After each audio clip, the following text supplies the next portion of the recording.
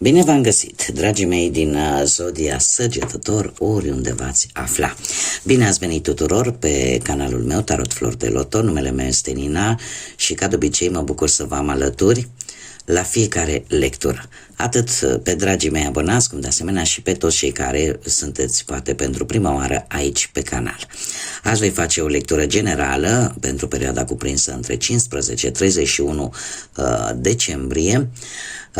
De obicei, cei care deja sunteți obișnuiți cu stilul meu de a face lecturi, știți că nu fac acest lucru decât la evenimente astrologice importante. Și tocmai ce am avut parte de unul, am avut parte de prima lună plină a acestui an 2025. Această lună plină, supranumită și luna lupului, are loc în acest an în Zodia Rac și cum avem și un Marte retrograd de asemenea în Zodia Rac, atunci această energie a primei luni pline din 2025 este una cu atât mai importantă și cu atât mai puternică.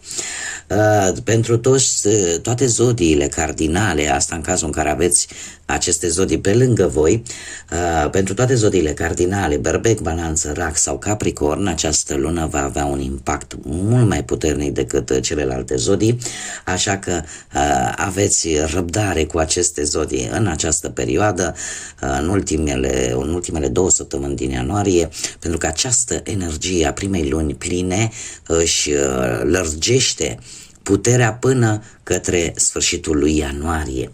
Așa că ce se va întâmpla? Vom fi mult mai sensibili la modul general, vom fi mult mai sensibili, indiferent de zodie, vom simți emoțiile mult mai profunde decât în mod normal.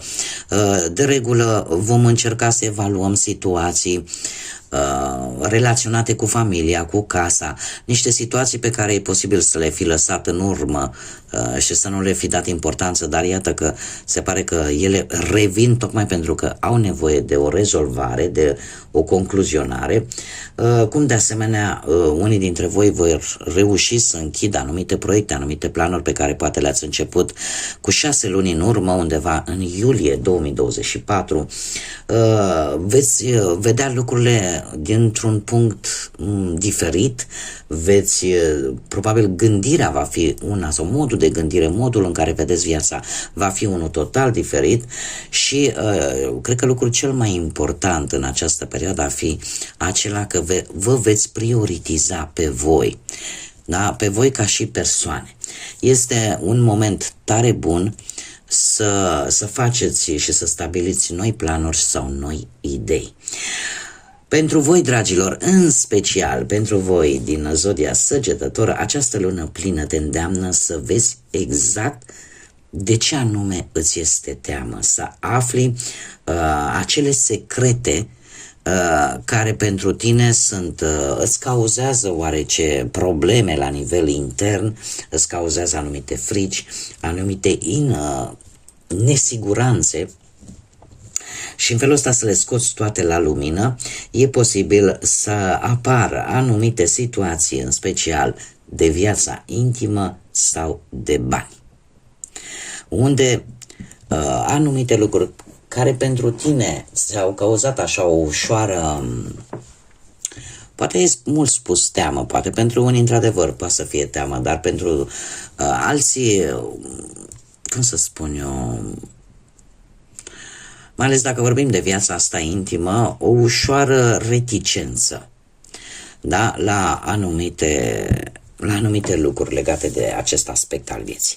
Acum, haideți, dragilor, să vedem pentru voi din Săgetător cu ce energie vine această lună plină pentru voi. Cu niște trandafiri. Și avem 1 și Zodia Pești. Dragilor, cifra 1 îmi vorbește despre individualitate. Îmi vorbește, e adevărat, un pic de egocentrism, dar îmi vorbește de originalitate. Aveți potențialul de a începe lucruri noi în viața voastră, indiferent de ce aspect al vieții vorbim. Vin șanse noi, vin oportunități noi. Cumva tot ceea ce voi gândiți, ceea ce voi vă doriți, este momentul oportun să se poată manifesta.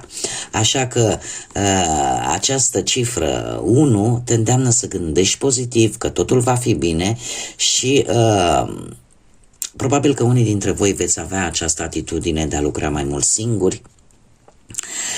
Ce ar fi foarte important de știut, da? Vis-a-vis de acest număr 1 este faptul că mare grijă atunci când pe tot parcursul lui 2025 avem parte de câte o lună plină, aveți grijă ce vă doriți, pentru că s-ar putea să se întâmple. Este un îndemn de a vă dori lucruri pozitive, de a gândi pozitiv atunci când avem câte o lună plină, pentru că această energie lunară amplifică ceea ce noi manifestăm. Așa că dacă manifestăm lucruri negative, vom avea parte de lucruri negative. Mai departe, trecem la zodia Pești. O influență pe care o aduce această zodie pentru voi, dragilor, vă va face ca această perioadă de ultime 2 săptămâni din ianuarie să vină cu răbdare, cu empatie, da? Cum să spun eu, sunteți cumva împrumutați din caracteristicile acestei zodii și poate veți fi mai înțelegători decât în mod normal, sau poate veți încerca să faceți pe placul altora, tocmai pentru că parcă nu mai vreți conflicte, parcă nu mai vreți nimic care să vă încarce negativ. Totuși, mare grijă, pentru că ca orice altă zodie, și zodia Pești are și ea un călcâiul lui Ahile, dar are un punct slab, acela de totuși de a nu absorbi ca un burete toată ura și toată energia negativă care poate să vină către voi. Da, este bine să fii empatic, este bine să te gândești la aproapele tău, dar să o faci înțelept, să o faci într-un mod sănătos, echilibrat. Ce ar mai fi de spus? Că veți avea parte de această energie a peștilor, o energie destul de puternică, cu o intuiție destul de puternică și cu foarte mare înțelepciune. Unii dintre voi chiar poate vă veți da seama că nimic nu este etern și indiferent prin ce momente ați trecut, ele la un moment dat se vor termina, indiferent cât de negative ar fi. Ca și carte în sine avem Trandafirii, care ne vorbesc despre iubire, ne vorbesc despre romanticism, ne vorbesc despre afecțiune. E posibil să ai un nivel emoțional foarte ridicat în această perioadă. Unii dintre voi chiar simțiți că vă atașați sau sunteți foarte atașați de anumite persoane, de anumite relații, de anumite lucruri. Da? Dar încercați să fiți echilibrați, oricum lucrurile se pare că e ca și cum ai zice punct și de la capăt. Sunteți dispuși să o faceți. Haideți să vedem pentru voi, dragilor, pe partea asta profesională, ce aduce aceste ultime 2 săptămâni din ianuarie, ce vine pentru dragii mei din Săgetător pe plan profesional. Pe plan profesional, unii dintre voi posibil să fi renunțat la vreun job sau să fi renunțat la anumite idei care erau relaționate cu cariera, cu profesia. În acest moment avem un 7 de bâte care îmi vorbește despre posibilitatea deschiderii poate a propriei afaceri sau pur și simplu dacă cumva ați căutat un nou job, ești dispus să te impui, îți dai seama că te afli pe o poziție de putere, că ai asul ăla de mânecă care îți trebuie în așa fel încât jobul respectiv să fie al tău. Haideți să vedem cu o carte, da. Și bineînțeles, e posibil ca unii dintre voi să fiți ajutați de către familie sau de către un membru al familiei voastre în realizarea unui obiectiv la nivel profesional. Cum de asemenea e posibil ca unii dintre voi chiar să încercați să vă deschideți propria afacere împreună cu probabil un membru al familiei sau mai mult să fie așa ca o afacere de familie. 10 de monede îmi spune că lucrurile vor progresa, lucrurile vor crește și e posibil să apară într-adevăr și o mutare, o schimbare de loc, dar care pentru voi va aduce îmbunătățiri, mai ales la nivel material. Cum de asemenea îmi spune această carte că poți obține poate un job mai bun decât cel anterior, așa că nu trebuie să fii dezamăgit în acest moment. Haideți să vedem pe plan material, financiar. Dragilor, o veste bună pe care ați avut-o în ultima perioadă, o veste bună relaționată cu banii și care, dacă tu, de exemplu, ai avut ceva probleme financiare, nu știu, poate a apărut posibil vreun împrumut sau vreun credit sau ceva bani în plus sau un câștig neașteptat care să te echilibreze. În acest moment ai depus foarte mari eforturi într-o anumită situație financiară și cumva trebuie să te înarmezi cu foarte multă răbdare pentru că acest proces nu va fi unul foarte rapid, dar cumva roadele încet, încet vor începe să se vadă cu acest 7 de monede. 7 de monede îmi spune că e totuși momentul în care ar trebui să economisești, să ai răbdare, da? Pentru că ceea ce tu vei începe acum, cum am mai spus, va avea rezultate foarte bune într-un viitor. Doiul de spade vine cu echilibru, vine cu prudență de a nu cheltui, mai ales emoțional, dar nu te lăsa pe această parte emoțională și încearcă să fii cât mai controlat la bănuți. Da, să ai un control cât mai prudent în ceea ce privește bănuții, cel puțin până la sfârșitul lunii ianuarie. Haideți să vedem în dragoste pentru cei care sunteți deja într-o pereche, într-o relație, indiferent cum se află ea.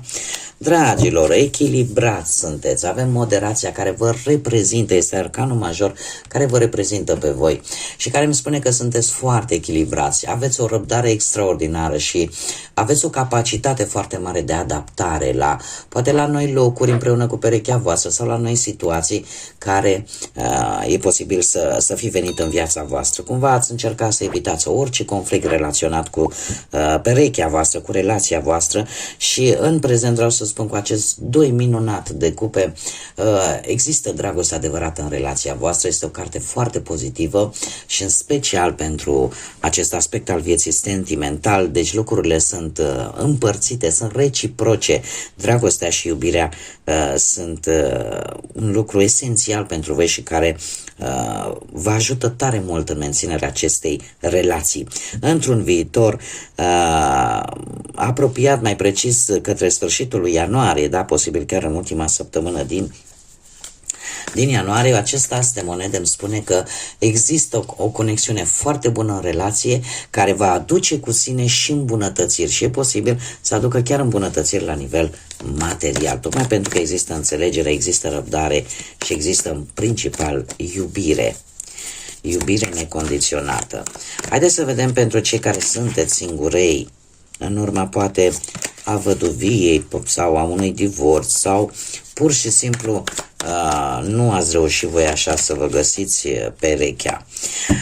Dragilor, pentru voi cu acest 4 de spade, aș zice că ultima perioadă nu a fost o perioadă tocmai bună sau nu ați fost voi așa în cele mai bune condiții.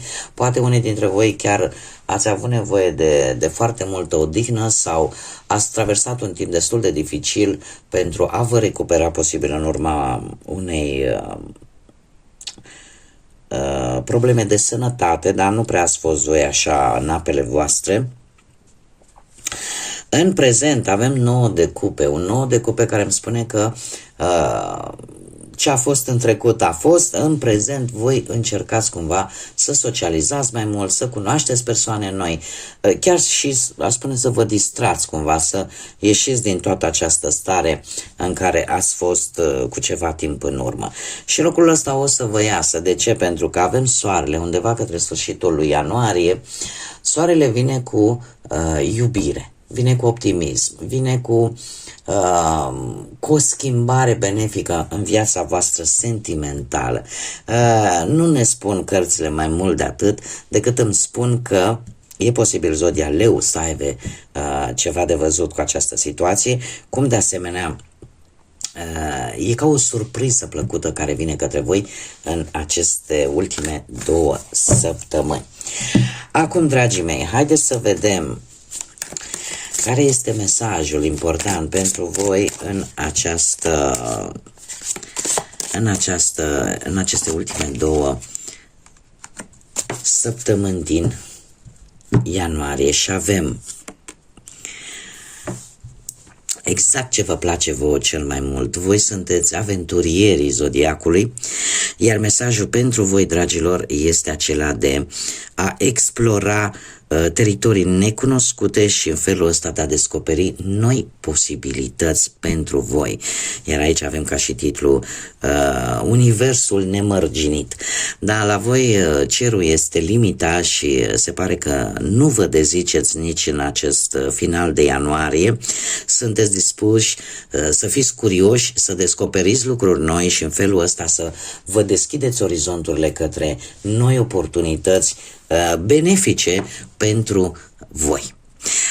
Bun, dragii mei, aceasta a fost lectura pentru voi. Eu vă mulțumesc ca de obicei pentru prezență, vă mulțumesc pentru like-uri, pentru distribuiri, pentru comentarii.